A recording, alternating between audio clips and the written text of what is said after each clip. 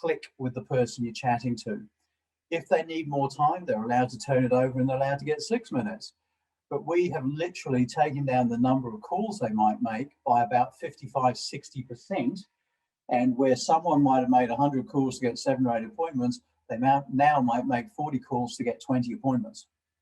Because of the relevance, people like to click with you. And that's not just about calling, that's also about, I meet you for the first time and I have a very short period of time to say something, do something, be something that makes people go, okay, interesting, different, come on in.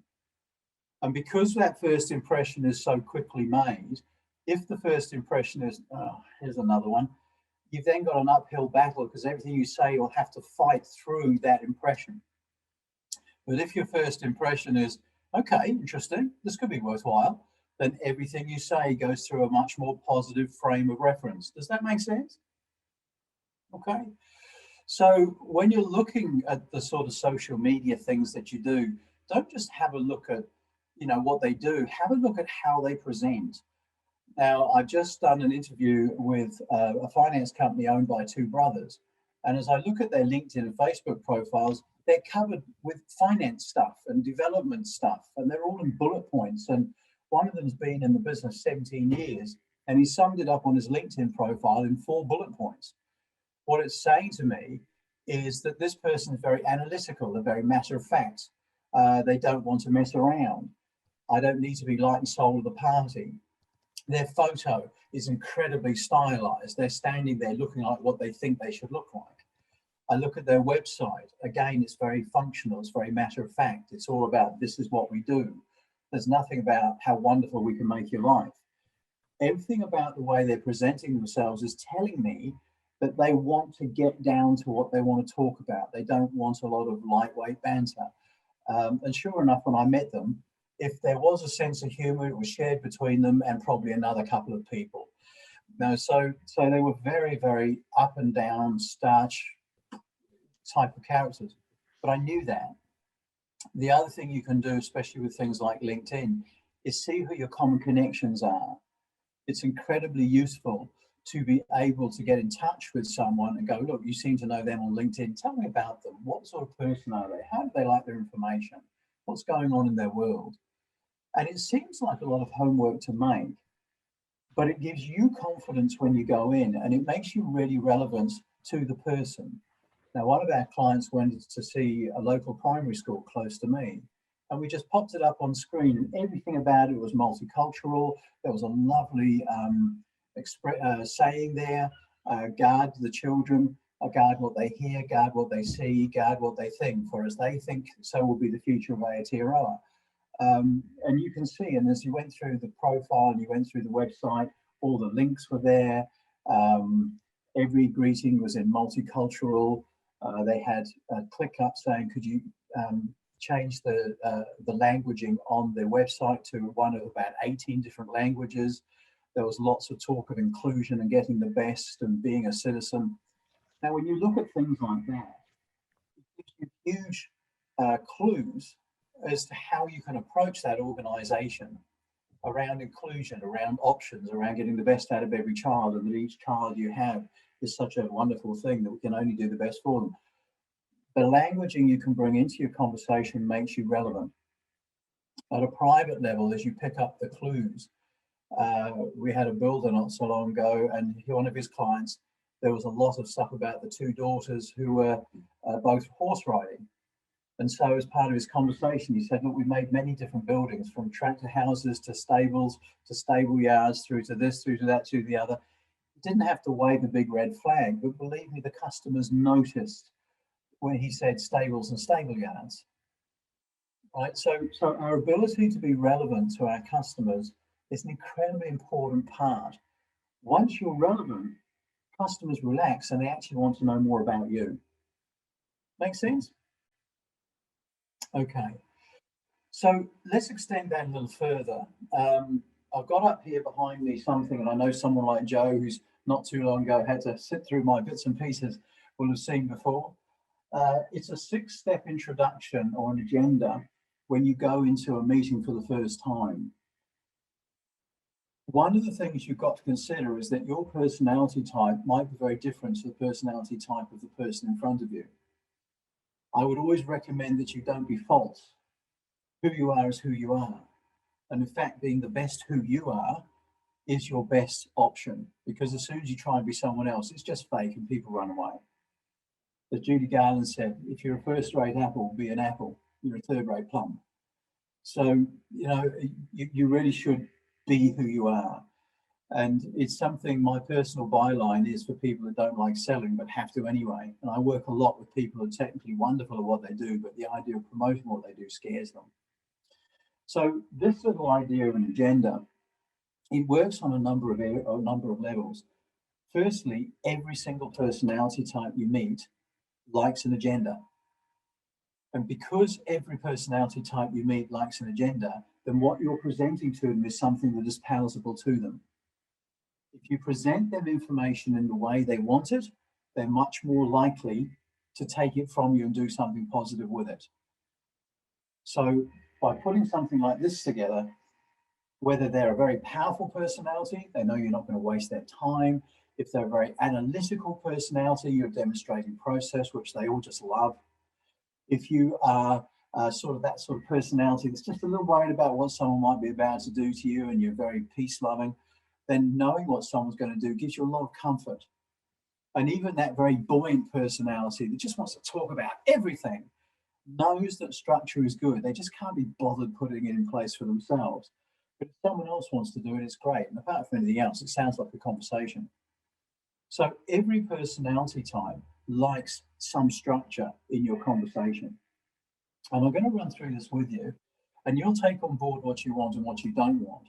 I just want to say to you, in many, many years of using this with literally hundreds of companies, we find it hasn't worked perhaps twice. So it has got quite a track record. I'm firstly going to ask you to do something here.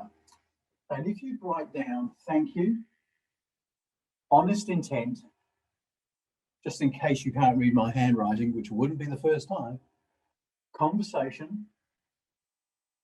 So repeating those, thank you, honest intent, conversation. And we follow that with about you, about us, and where to. Okay? So just give you a couple more seconds. About you, about us, where to. I'm going to ask you to take your pen and put a line right through the middle there. And the reason is that if this is something you want to take on board, those top three you do first and you get that really sorted. And once you've got that and you're delivering it well, and it'll make a difference, then add the bottom three, as opposed to try and do all six. Make sense? Now, this is inbound and outbound, and it works when you're sitting in front of a customer. So this first came when we were working with a self-storage organization, and your average conversation, and I love Kiwis because they always ask the obvious question. So good morning, XYZ self-storage. Oh, do you do self-storage? Yes, we do. Okay, well, look, my father-in-law's just gone into a retirement village and we've got to put some things aside for him. We wondered if you could help. Sure. Have you stored before? Do you know how much space you need? Now, that's a pretty standard sort of conversation. Here's what we changed. XYZ self-storage. Oh, morning, do you do self-storage? Yes, we do. Oh, great. Look, my father-in-law's gone into a retirement village and we've got to put some stuff into a storage for him. Well, thank you for giving us a call. I really appreciate that. I'd love to be the one that fixes that for you. We'd love to help you put your dad's stuff into storage. Now, we were taping these conversations, and at that point, all the tone changed. Oh, well, in that case, because one, people don't get thanked at the beginning of a conversation. So this is quite unusual. The second thing is honest intent when you're talking to someone just makes a lot of sense, because there is always suspicion around anybody who they know is trying to demonstrate honesty. That pendulum swings back the other way. Okay, very simple things. We then threw that idea in front of a psychologist, and an NLP practitioner, and they both came back and went, yeah, that works. The conversation bit is simply if you feel nervous that you're being a bit pushy, you can then back it off. So I might be in your office and say, look, it's great that we've got to spend some time together. Obviously, when it comes to training, we'd love to be able to help you with your training. But you're going to want to know a bit about us. We need to have a conversation first. Okay, thank you. Honest intent conversation. And when you put that honest intent up there, you get rid of that elephant in the room where you sort of, oh, yes, no, we just wanted to show you some stuff. We don't need to make a decision today. No, I'm here because I had spare time. What a load of rubbish. Right? You're there because you're selling something and they know you're there because you're selling something. Why are we hiding it? Why are we being silly about it? They rang you up, got you on their website. You turned up, they've had a look at maybe your van, it's got signage all down the side. They saw all that on your website. Maybe you've got something here, like this is our little lapel badge. People who get to know us know we are a heart-led company. And I walk into the office and they know we're talking about training. I don't serve them if at some stage I don't say, would you like me to fix that for you? Because that's why we're here. Does that make sense? Right? But we have a problem with that. Not the customers. We do. We get shy. So how about we turn it the other way around and just put it right on the table? When I was an insurance salesman, and yes, in my deep dive days, I was one of those, I would turn up and say, Mr. and Mrs. Jones, look, you'll see on my card, it says that I'm an insurance advisor. It means I sell insurance. So just wanted to put on the table, obviously the end result of tonight's meeting is ideally that we do something. But I can't sell you what you don't want, and I can't sell you what you can't afford. So we've got to just work out how much do you want to put on the table, what is it you need to cover, and we'll put the best package we can together. How does that sound? And as a result of using that, over 10 years, I never sold less than 200 policies a year. Because believe it or not, people just go, oh, actually, that sounds good. Because you take the angst out of the conversation and people relax. And once they relax, you can start to work with them. It makes such a difference. Now, one little thing I would just say, we do preach the idea that you shouldn't be subservient to your clients. Don't go to them cap in hand, because when you're in a sales mode, there's only two places you can be. Either you're my equal and I value you and I share my ideas with you and I want knowledge from you and I want you to find me solutions and I listen to you when I say I'm making a mistake. You even challenge me. You're at that level. If you're not at that level, you're at this level. You're a rep. I can send you out there. I can just ask you to go run away. I can discount your prices. I can not turn up at your appointments. Why? Because I don't value you. You're just another rep. So it's really important that we are the expert in our fields. They're expert, but you're expert at what you do. Now, thank you, interestingly enough, can move you down a peg. So thank you for seeing me. I really appreciate it. Actually can erode that equality. So you might want to interchange it. It's great that we've got to spend some time today. And all you've got to do is change that phraseology very slightly. And we don't have time today, but let me tell you just how important phrases and just how you say things are so important. It's great that we've got to spend some time today. Obviously, I'm here because I'd like to help you with that problem you have. But you're going to want to know a bit more about this first, I think. Is that okay? And at the end, you hear me using a little technique called ask permission. The ask permission checks in with the customer that they're happy with what I've said, and it gives them control of the conversation before they give it back to you. Do you all understand that? May I show you what ask permission is? Just nod your heads if you'd like to know. Okay, would you like me to show you again? Shall we just do that one more time? Okay, so every time you nod your head, you're involved in the conversation, but I haven't really lost control. The only term I do is if they don't understand anything, they ask a question, and objections are good to have. But that little ask permission, it just works so smoothly, okay? And there it is again. So I really recommend you think seriously on that one because it's just such a great way to bring you into the conversation. So if I've done that, okay to go to the next bit? Yes, I did it again. So it's not hard to plonk in there and it makes a difference. And I'm not going to go, okay, because I think I've done it one too many. So just to recap, It's great that we've got to spend the time. I'd like to very much be the one that helps you with that. That's why we're here. But you're going to want to know a bit more about us, I think, before you make that decision. Okay. Now, if you just do those three things, it will change the dynamic of your sales process unbelievably. It'll turn it into an incredibly positive thing. And the person you're talking to will just sit there and go, yeah, okay, no, that sounds good. And you will put inside their head the idea that I'm glad you came. That's a very nice place to be. When you think about a sales call, neutral is usually as good as it gets. Yes, I know what you do, and I know why you're here. So let's have a look and see what you have to offer, and we'll put it through our process. Is normally where people sit. This pushes you above neutral and into positive. Let's look at the last three then. If you want to extend this, and trust me, those powerful personalities, they won't let you get further than this. So you'll have a few questions, I'm sure. Okay, and the powerful people will go, yes, I do. And they will step straight into the conversation, and they will just take it away from you, and away you go. The analytical people amongst you are tempted to go, wait, there's three more steps. You can't disturb me yet. Shut up, let them do it. It's all good. Okay, let it go. Let it go. The customer is about to become involved in your conversation. You've got up past their hang-up reflex, and now you're on.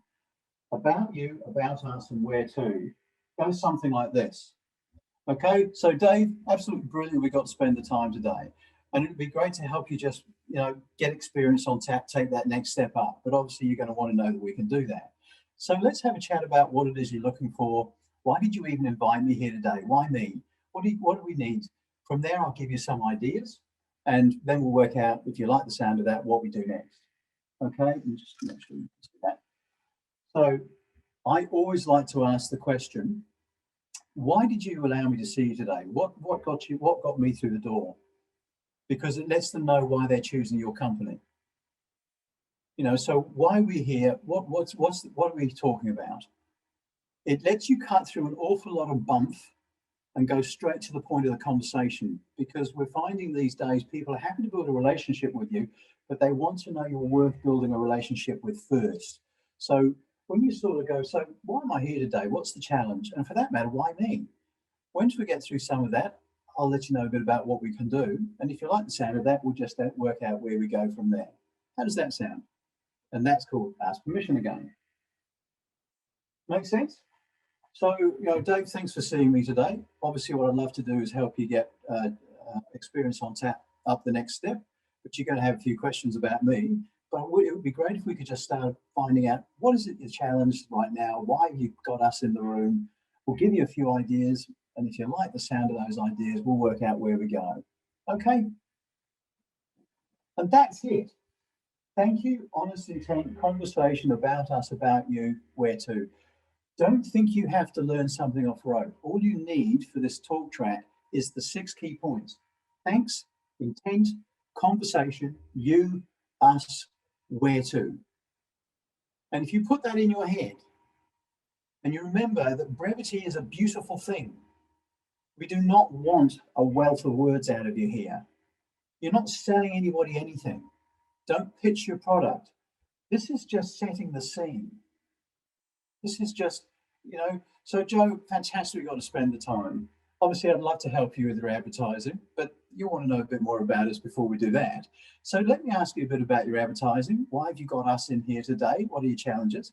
I'd love to give you some ideas. And if you like the sound of that, well, we'll work out where we go from there. Would that be okay? That simple setup will literally almost double your sales, because the person is sitting there going, this one sounds like I need to listen to them. This one is worthwhile. And they will open up, and you'll get into deep, meaningful, and proper conversation with them so very, very quickly. So my time is up. I'm going to hand back. Very open to questions, very open to help. And anybody's also very welcome. Just give me a call and chat something through. There's no problems with any of that. Okie dokie, I'm going to put my glasses back on so I can actually see you. Off we go. Thanks, Bill. Awesome content there. I am recording it. If you've got a question, if you want to pop that in the chat, Martin. Did you? Yes, hi. I've got a question. Yep. I often, you're pretty good with phrases, obviously. I often try to have problems getting through what I call, well, most people call gatekeepers. The lovely administrator that won't allow you to get past to talk to somebody who actually can make a decision. You got any ideas for that? Look, we have. I don't know how much time we've got, and I don't know how much flag waving I can do, but 22nd, we've got a half-day session on gold calling, which has a lot to do with gatekeepers. So if you want, it's entirely up to the permission of Garth and people to say, yes, I can, but very, very happy to put an email address up if you want to know more about that. You're probably your most, there's a bunch of techniques. The most effective one often is just to do things above their pay scale. So just try and talk to them about, thanks, Garth. So just try and talk to them about things that that sounds like the boss should do about. So Martin, I actually know you. To remind me what you do. I manufacture cell phone charging stations and sell advertising on the LED screens above them. Okay, so you might sort of say, hi, yes, and what's this about, please? So first thing I say is I use the please, thank you combination. It's Bill James here. Can you put me through to Bob, please? Thank you. The thank you means you need to make a decision now. You don't go too far, thank you. They'll backfire. But can you put me through, please? Thank you. That thank you says, I finished talking. Decide if you're going to put me through or not. And then you will hear them go up, and you'll hear the brain work, and they make a decision whether they put you through or not. So please and thank you together there is powerful. The other thing that I've always found the best is find a way of making it sound like something the boss should talk to. Yes, can I ask what this is about? Yes, certainly. It's around your marketing campaigns and your budget and the use of television in that marketing. Can you put me through, please? Thank you. All right. So, I mean, there's a lot more than that, but certainly that's a way. Thanks very much. I appreciate that. I can start with that. Yep. So Garth has said, yes, please, by all means, put a connection up on the chat. So happy to give you an email address, and you're really welcome to find out a bit more about that. Any more? So Alan from Success Group just asked, this seems to be orientated around selling physical items. How do you change it when selling a service? Well, as I said to you before, I sold over 200 policies a year in the insurance industry. It makes absolutely no difference what you're selling. So what's the service that you sell? Let me know. Alan? So recruitment services. So it's HR and recruitment. Okay. Thanks, Dan. Okay. So Alan, brilliant. We've got to spend some time together, and obviously I'd love to help you find the next person you need, but you're going to want to know a bit more about us from there. Can I just, maybe I could start by asking what is the challenge that you've got, and also why did you choose to use us? Why am I in here in the office? I'll let you know how we work and what we can provide for you. If you like the sound of that, let's just see where we go from there. Yeah, most of the time I'm invited in for a specific reason. So I've already made my entrance, my pitch, and I'm there listening to what they need. So you'll be on that. That's fine.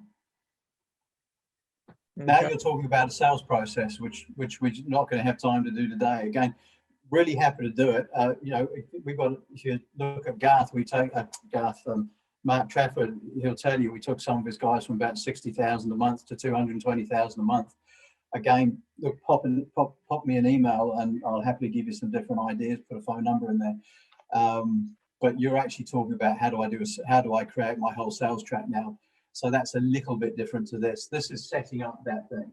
You might modify it by saying, look, brilliant that we've got to spend some time today. Obviously what we're talking about is this, and I want to be the one that does that for you. But we'll have to let's work through the questions and answers that you'll have. So if I could start by just asking, so you might modify it that way, but one size fits all to a large degree. But if they've already know who you are and you're not introducing yourself for the first time, you're going back, there is another completely different program that you can have, which goes a lot of what, why, how, and outcome. So it's great that we'll set. So what we're talking about today is that particular recruitment job. The reason being that you've got to fill it as you've got this tight pressure coming in here, and that needs to be done very quickly. And we're going to look at all our resources on how we can do that. And at the end result, we're going to find you that person by the 20th of November. So if you ever go back to an existing client and you're looking for an agenda to create a meeting, the most simple agenda you can have is what, why, how, and outcome. What we're going to talk about is this. We're going to do it because it's become a real problem that needs to be solved. We're going to do it by looking at our stats and our results and seeing where the bottlenecks are and solving them. And at the end of that, we're all going to be work much more smoothly. Again, it's one that all the personality types like, but it's probably the simplest agenda I can think of for an ongoing client where you're going back, say, even to review someone that you have put in into place. So, you know, what we're here to do is talk about young Mary, because she's been here now 60 days and we want to make sure she's in the right place. And we'll have a look by reviewing those weekly reports you put in there and see if there's any bottlenecks. And at the end result, we'll be able to fix any little niggles that we've got and make sure she gets past the 90-day trial happily. And so it gives you that lovely structure. And again, people have a lot of faith when you give them structure. So what, why, how, outcome. Hopefully that helps. Cool. Is there anyone else who has a quick question for Bill? Yes. Go ahead. So unmute. Hey, is that all right? Hi, Bill. Thanks. That was incredibly helpful. I'm just curious if you use the same process or a similar process when it comes to your first contact with the prospect or a cold call. I know that's a much bigger conversation as well, but briefly. It is a bigger conversation, but again, guys, stop complicating stuff. I mean, when someone gets a call, you've got to get past the hang-up reflex, but really, we're working, we have a very, very simple formula, which is an introduction. It's name the elephant. So if there's something obvious that you've got to have, then you've got an attention grabber and a call to action. And we keep it down to some very, very, very simple things. And people get far too complex. They also pitch. You're there to try and get an appointment. And most of the calls, to give you how simple something can be, we put an introduction together for a company that sells internet connections. And their approach was really simply this. Hi, it's Bill here, and I'm from XYZ. Look, I know you've got an internet connection. Everyone we talk to does. But I'm just hoping that what I've got's good enough. I might tempt you to leave them and come over to us. Would it be okay if I just told you what we've got? 80% of the people they called went, sure. Now, one of the rules of thumb that we work with strongly, and if you do come along on the 22nd of October, is if you put something reasonable out to people, they give you something reasonable back. Right? But when you ring up and go, hi, I'm Bill from XYZ Internet Connections. Do you know what? You could get a better deal. There is a little something in us that goes, oh no, it's one of those. How soon can I get them off the phone? You know, that sort of thing.